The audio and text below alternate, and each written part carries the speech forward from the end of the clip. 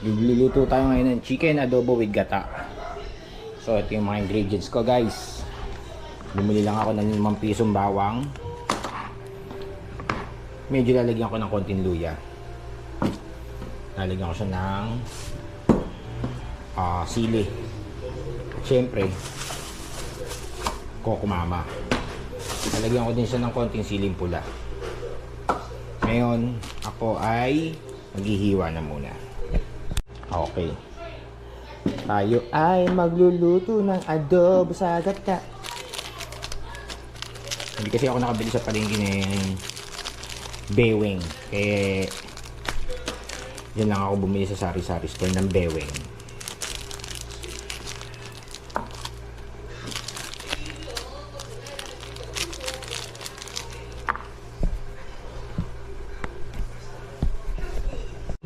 La la la la la la la la. Hindi pa ako nakakabili ng ano eh. Tawag doon, chopping board. Lagi ko nakakalimutan yun pag nasa palengke.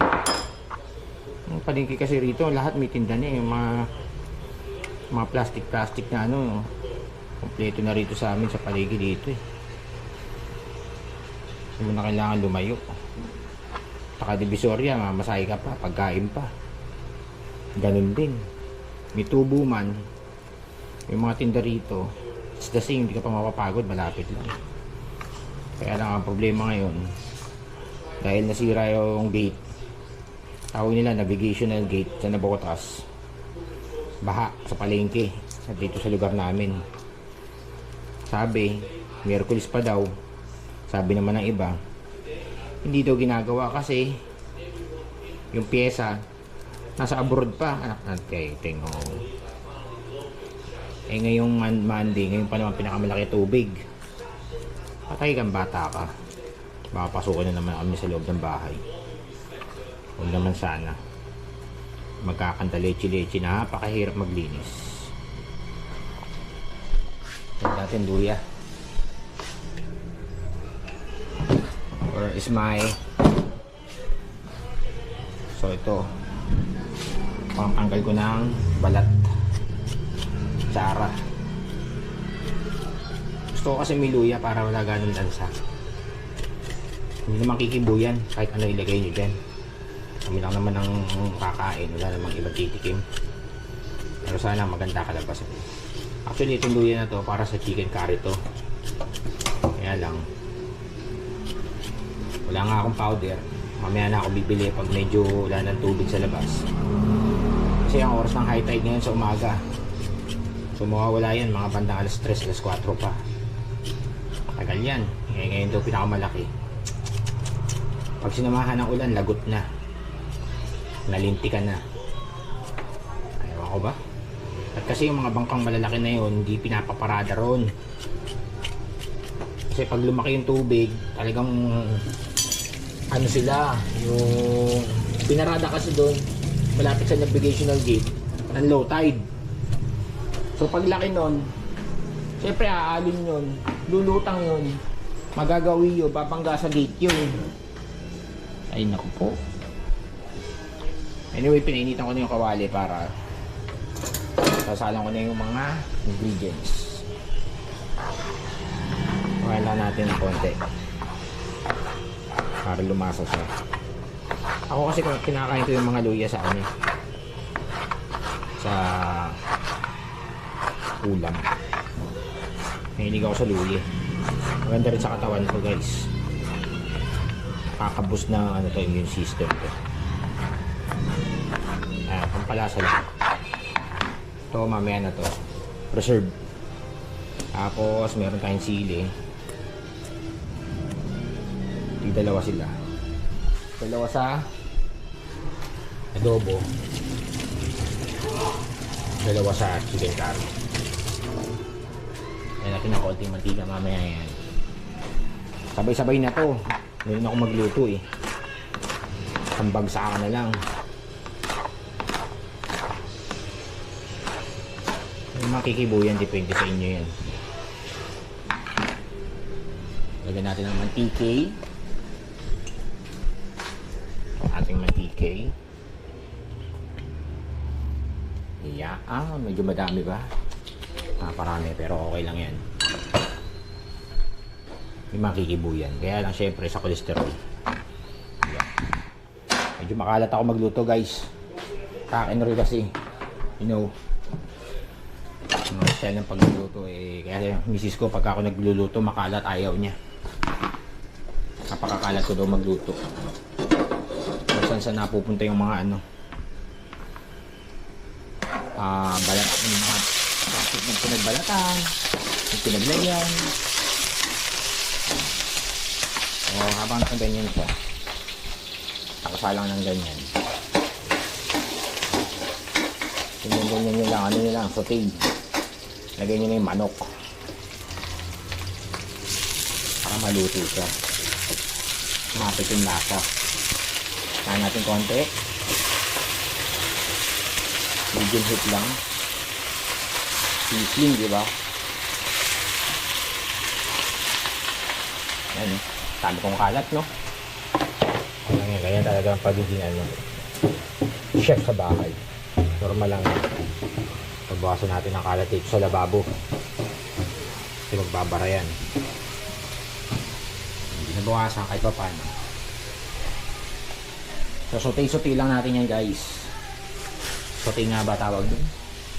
So, sangkot siya na lang. Sauté pa. Siyempre, magsabon tayo ng kamay. Para laging malinis. Tapos yan, lalagyan lang yan ng laurel. Hindi na ako naglalagay ng asin. Sige, lalagyan ko ng konting asin. Iyaano ko lang siya. Medyo parang brown ng konti. Mabilis lang maluto ang manok. Simple arithmetic lang yan. Mabilis lang siya maluto. O yan, umamoy na. Ganyan nyo lang siya. Tangkot sila ng tangkot siya. Hanggang parang magiging brown na yung manok. Tapos yun, lalagyan lang natin ng suka. Tapos pampabango. Para magbango siya. Lagyan nyo ng laurel. Kanya-kanyang technique ng pagluluto yan. Kahit ano ilagay nyo dyan, dikikibo yan. Depende nga lang kung baka mamaya yung lasa niya. So ito yung version ko ng adobo na nilata. Kaya natin ng laurel. Dahil yung laurel, oh. Hopya! Hopya! Tapos lagyan natin ng saltiness. Parang si Papi salty. Yaon. Tapos yan. Ayan na. Bango na. Parang pang restaurant na dating minuto. Pag ganyan na siya, pwede nyo na ilagay ng suka yun. Takpan nyo lang. Hindi ko nalalagyan ng toyo kasi ayoko nang medyo may kulay. Kaya itin ayoko rin. So, lagyan natin ng suka. Tapos takpan lang natin. Malakas yung apoy niya kaya hihinaan natin yan, guys. Oh, malakas, diba? So, yan.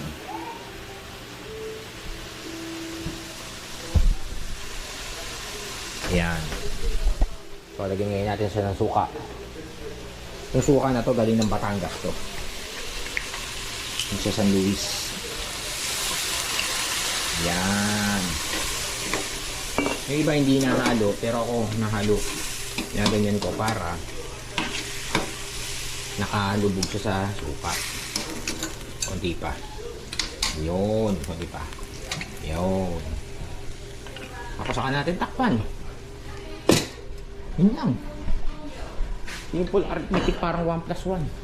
So habang nagluluto, ito nga pala yung gamit kong gata. Habang nagluluto, nanonood ako ng Rush R3. So babalikan ko siya after mga 10 minutes or 5. 10 minutes na. Ayan. Kumukulo na siya. So habang kumukulo, lalagay na natin tong Coco Mama. Maganda tong Coco Mama na to eh. Ayan, unang piga, fresh gata. Maano siya, malapot siya. Ayan, pwede na natin alisin yung takip para mag-evaporate. Ayoko kasi ng masabaw. Gusto ko yung nagmamantika lang. So, hayaan lang natin siya. Okay? Siguro mga 10 minutes. Medyo okay na yan. Tapos nyan, titikman natin. Makapagsaing na. Tapos, lunch na. Kainan na. Ang sarap na na ito, guys.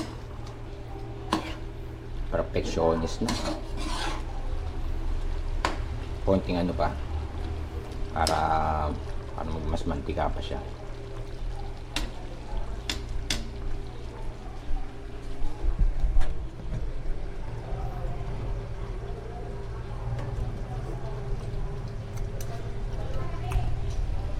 Adobong adobo. Masim. Okay guys, luto na. May chicken adobo sa puti. Yan. May gata kasi yan guys. So chicken adobo with gata. O kaya chicken adobo sa gata. Ayan. So hinihintay ko na lang yung kanin. Kakain na kami ng lunch. Medyo early lunch, 11 pa lang, mga 11, anong exact time na ba? Siguro mga 11:15, mga ganyan. Okay? Eat well tayo guys. And happy Monday sa inyo. Chicken adobo sa gata. Okay.